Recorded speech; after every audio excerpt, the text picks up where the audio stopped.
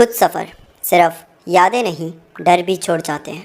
और लद्दाख की यही ट्रिप सिर्फ एक एडवेंचर नहीं बल्कि एक डरावना मंजर होने वाला था। लोग कहते हैं पहाड़ों में भटकने वाली रूह का बसेरा होता है, पर जब वो रूह किसी इंसान से जुड़ जाए तो ना ही सफ़र बचता है और ना ही मंजिल। ये कहानी है अमन और अंकिता की। दोनों ने एक साथ प्लान बनाया था लद्दाख की ट्रिप का। खूबसूरत नज़ारे, ठंडी हवाएं और एक ऐसा साइलेंस जो दिल को सुकून देता हो। लेकिन अमन और अंकिता को ये बिल्कुल भी नहीं पता था कि वो खामोशी एक दिन उन्हीं की चीखों से भर जाएगी। ट्रिप की शुरुआत एकदम परफेक्ट थी। अमन और अंकिता दोनों अपनी रॉयल एनफील्ड में बैठते हैं और लेह की तरफ निकल जाते हैं। ठंडी हवाएं, इतनी खूबसूरत मंजर, इतने प्यारे प्यारे पहाड़ और उसमें हल्की फुल्की बर्फ़।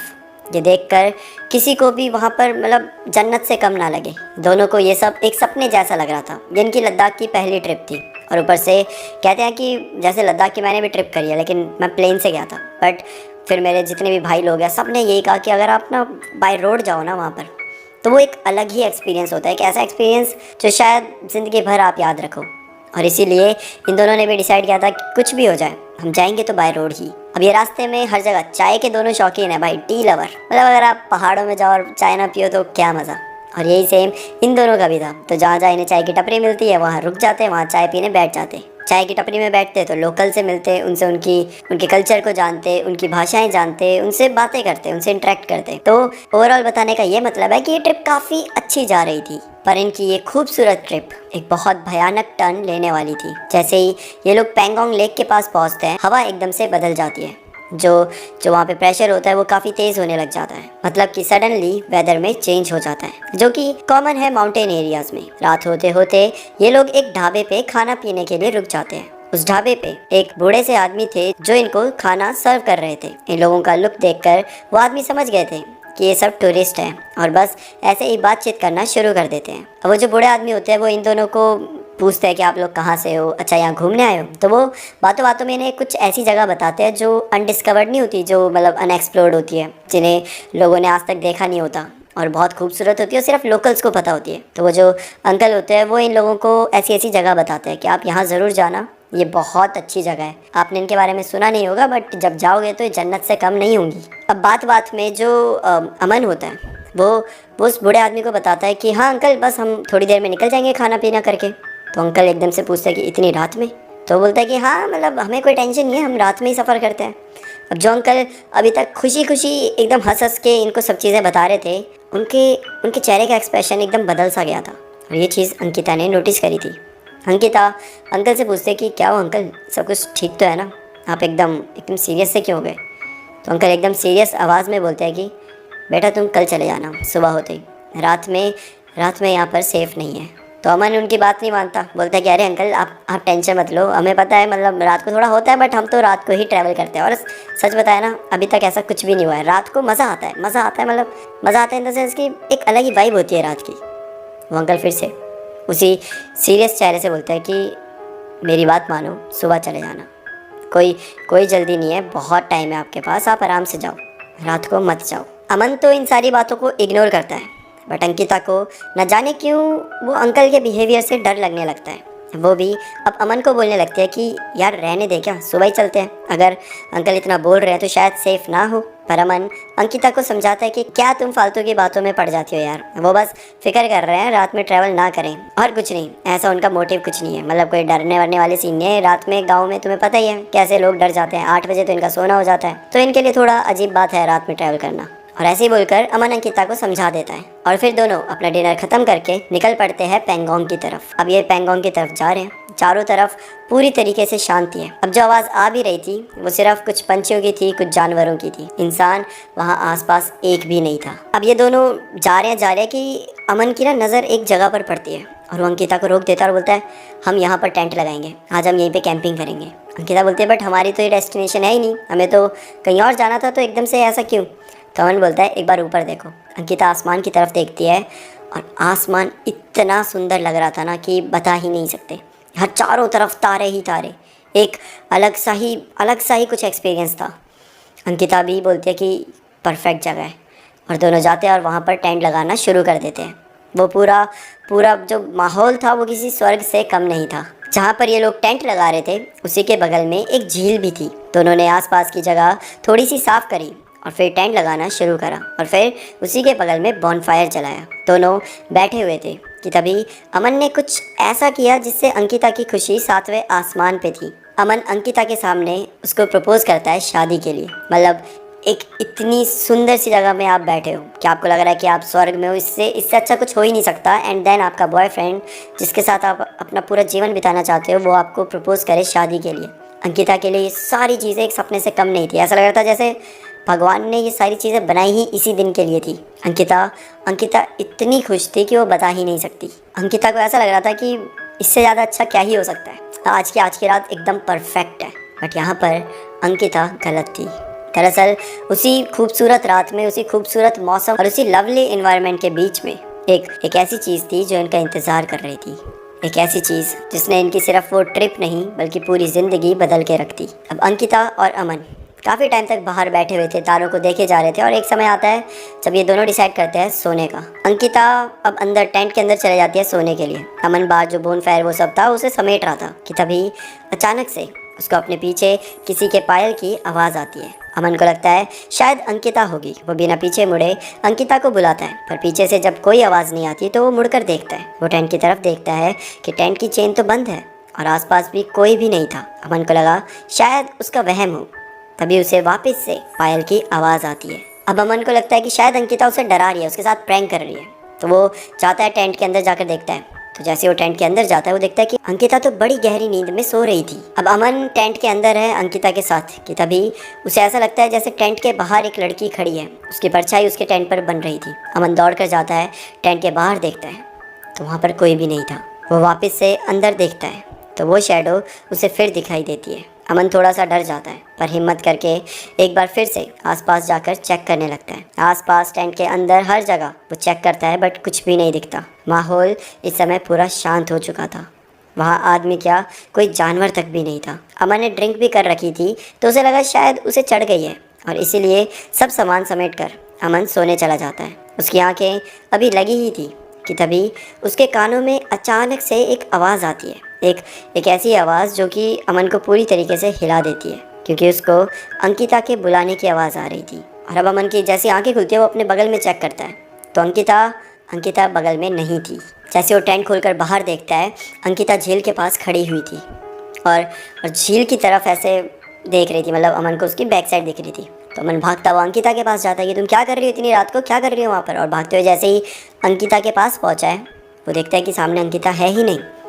अमन को कुछ समझ ही नहीं आ रहा। उसे समझ ही नहीं आ रहा कि ये क्या हो रहा है, ये इतना इल्यूजन, ये हेलुसिनेशन क्या हो रहा है उसके साथ। वो अपनी आंखें जैसे ही मलता है उसे एक बार फिर से अंकिता दिखाई देती है। बट इस बार अंकिता झील के कोने में नहीं बल्कि झील के अंदर थी और उसकी बॉडी झील में ऐसे तैर रही थी। ऐसा लग रहा था जैसे कि मानो उसके अंदर की पूरी जान जा चुकी है और उसकी बॉडी वहाँ पर ड्राउन कर रही है। अमन भागता हुआ चिल्लाता हुआ झील के अंदर जाता है अंकिता को बचाने के लिए, उसकी बॉडी को पकड़ने के लिए कि लेकिन जैसे वो उस झील के अंदर जाता है उसे अंकिता वहाँ नहीं दिखाई देती। वही वापस से उसके साथ वही हेलुसिनेशन चीज़ें वो सब हो रहा था। अच्छा एक चीज़ आपको बता दूँ, अगर आपने कोई नशे वशे करे हैं और आप इन चीज़ों के बारे में सोचते हो तो ये चीज़ें आपके साथ होने लग जाती हैं, लाइक हेलुसिनेशन। और बात ये है कि अमन ने वहाँ पर नशे करे थे तो उसको भी ये चीज़ें पता थी कि हेलुसिनेशन होता है। तो उसे उसे समझ ही नहीं आ रहा था कि चल क्या रहा है, क्या ये हेलुसिनेशन है, क्या ये रियलिटी है क्या ये। अब अमन तो चिल्ला रहा था अंकिता ज़ोर ज़ोर से झील में, और ये आवाज़ें अंकिता ने सुन ली थी जो कि इस समय टेंट पर ही सो रही थी। अमन की आवाज़ सुनकर वो भी बाहर आ जाती है। अंकिता भागते हुए अमन के पास आती है और बोलती है कि तुम वहाँ क्या कर रहे हो, बाहर आओ। अमन अंकिता को बाहर देखकर थोड़ा तो रिलीफ फील भी करता है कि चलो ठीक है, कम से कम जिंदा तो है। बट उसे डर भी लग रहा था कि बार बार ये हो क्या रहा है उसके साथ, क्या ये भी कोई हेलुसिनेशन तो नहीं। अमन बाहर आता है। जब बाहर आता है तो देखता है तो इस बार अंकिता सच में अंकिता ही थी। वो कोई गायब नहीं हो रही थी, कुछ ऐसा नहीं था कि भाई इमेजिनेशन है। अमन अंकिता को पकड़ के बैठ जाता है और उसे समझा रहा था कि भाई क्या हो रहा है, ये सब मुझे समझ नहीं आ रहा, तुम कभी यहाँ कभी वहाँ, मुझे तो ऐसा लग रहा है कि कुछ है यहाँ पर, कुछ बहुत गलत है यहाँ पर। वो ये सब बोल ही रहा था कि तभी उसकी नज़र पड़ती है अंकिता के चेहरे पर। अंकिता उसकी बातें सुन तो रही थी लेकिन उसके चेहरे पर एक बहुत ही क्रीपी सी स्माइल थी। मतलब कि अगर आप किसी नॉर्मल इंसान को बताओ तो कैसे टेंशन में आ जाएगा ना कि क्या बात कर रहा है, सही में ऐसा हो रहा है। बट अंकिता के ऐसा नहीं था। अंकिता के फेस में एक अजीब सी स्माइल थी, एक एक क्रीपी सी स्माइल। जिसके बाद अमन बोलता कि तुम ऐसे ऐसे क्यों हंस रही हो, जिस पे अंकिता 4 आवाज़ों में बोलती है, 1 2 3 नहीं बल्कि 4 आवाज़ों में। अंकिता क्या बोल रही थी अमन को कुछ समझ नहीं आ रहा था, कोई लोकल लैंग्वेज थी या कुछ और, कुछ नहीं पता। बट वो 4 आवाज़ें थी, 4 अजीब सी आवाज़ें। अमन बहुत ज़्यादा डर जाता है। अंकिता की आंखें भी पूरी तरीके से सफ़ेद हो चुकी थी और अमन ये देखते इतना डर जाता है कि उसे पता ही नहीं चलता कब वो बहुत ज़ोर से अंकिता को झापड़ मार देता है। इतनी ज़ोर से कि अंकिता एकदम से ठीक हो जाती है और रोने लग जाती है, एकदम बच्चों की तरह। अमन अंकिता को ऐसा देखकर काफ़ी डर जाता है। उसे समझ ही नहीं आता कि वो करे तो क्या करे। ना तो वो अंकिता को ऐसे छोड़कर जा सकता था और ना ही उसे कहीं लेकर। अब अमन क्या करता है, अंकिता को लेकर जाता है टेंट के अंदर, खुद टेंट के बाहर आ जाता है और टेंट की जिप को बाहर से बंद कर देता है ताकि अंकिता बाहर ना आ पाए। और बाहर खड़ा होकर वो सोचने लगता है कि करे तो आखिर क्या करे। वो टाइम देखता है तो उस समय रात के 1:45 हो रहे थे। फिर ना जाने क्यों अमन को ऐसा सडन दिमाग में स्ट्राइक करता है। उसे अपनी दादी की एक बात याद आ जाती है। जब अमन छोटा था तो उसने अक्सर सुना था कि जो नेगेटिव एनर्जीज होती हैं वो आग से बहुत ज़्यादा दूर रहती हैं, उनसे डरती हैं। अमन वैसे तो इन सब पे बिलीव नहीं करता था, पर जो सिचुएशन इस समय उसके सामने थी और जितना टाइम उसके पास था, भरोसे करने के अलावा उसके पास कोई ऑप्शन नहीं था। वो जल्दी से लकड़ियाँ कलेक्ट करता है। जो उसने बोन फायर जिसमें लगाया था तो उसमें कुछ लकड़ियाँ बच गई थी, उन्हें कलेक्ट करता है और वहाँ पर आग लगाना शुरू कर देता है। अभी वो आग लगा ही रहा था कि वो देखता है कि अंकिता टेंट फाड़ने की कोशिश करती है। अमन बहुत ज़्यादा डर जाता है। इसका मतलब कि अंकिता वापस अपने होश में है और अब वो बाहर आना चाह रही है। टेंट भी ऐसा कोई बहुत ज़्यादा मजबूत नहीं था कि उसे फाड़ने में घंटे 2 घंटे लग जाएं। अंकिता तो उसे आराम से फाड़ पा रही थी। मतलब कि अमन को फील हो रहा था कि 3-4 मिनट और अंकिता ने पूरा टेंट फाड़ देना है। अमन के हाथ कांपने लगे थे। उससे वो लाइटर भी नहीं जल पा रहा था जिसे वो रोज़ आराम से सिगरेट पीने के लिए जलाता था। अमन को इतना ज़्यादा डर उसकी ज़िंदगी में पहले कभी नहीं लगा था। बट फिर भी जैसे तैसे करके वो एक लकड़ी को जलाता है और टेंट के आगे ले जाता है। अंकिता बाहर आ चुकी थी। अंकिता बाहर है, उसके सामने लकड़ी जली हुई है और अमन के पास है और अमन तो लिटरली कांप रहा है। अंकिता अमन को देखती है। उसके हाथ में लकड़ी थी जो जल रही थी। अंकिता कहीं दूर खड़ी थी, अभी भी मतलब एकदम क्लोज नहीं थी, और वो अमन को देखकर हंस रही थी। अंकिता की आवाज़ अब पूरे पहाड़ों के चारों तरफ गूंजने लग जाती है। अंकिता, जिसे अमन इतना प्यार करता था, आज वो उससे इतनी भयानक लग रही थी कि ढंग से वो नज़रें तक नहीं मिला पा रहा था। अंकिता धीरे धीरे करके आगे बढ़ रही थी। अमन की आंखों में आंसू थे, उसके चेहरे में घबराहट थी और उसकी बॉडी वो तो मूव भी नहीं कर पा रही थी। अमन बस एक जगह कांपता हुआ खड़ा था। अंकिता धीरे धीरे उसके पास आ रही थी। अंकिता बिल्कुल भी अपनी सेंसेस में नहीं थी। अमन को लग रहा था शायद अब सब कुछ ख़त्म हो जाएगा, लेकिन तभी अचानक से वो ढाबे में जो आदमी मिले थे ना उन्हें बूढ़े से, वो वहाँ पर आ जाते हैं और उस अंकिता के बाल एकदम से पकड़ लेते हैं और उसके हाथों में एक गोल्डन कलर का धागा बांध देते हैं। और वो बांधते ही अंकिता तो मानो जैसे उसे बेहोशी की दवाई सी दे दी गई हो। वो उसी समय चिल्लाते हुए बेहोश हो जाती है। अमन बाबा को देखकर गहरी सांस भरता है और उनके सामने हाथ जोड़कर रोने लगता है और बाबा से बस एक मिन्नत मांग रहा है कि प्लीज़ अंकिता को सही कर दो, प्लीज़ वो जैसी पहले थी उसे वैसा कर दो। वो जो बूढ़े बाबा होते हैं वो अमन को थोड़ा सा हौसला देते हैं कि तुम टेंशन मत लो, आराम से बैठो और जो मैं बोल रहा हूँ उसे ध्यान से सुनो। मैं तुम्हें मना कर रहा था ना रात में सफ़र करने के लिए।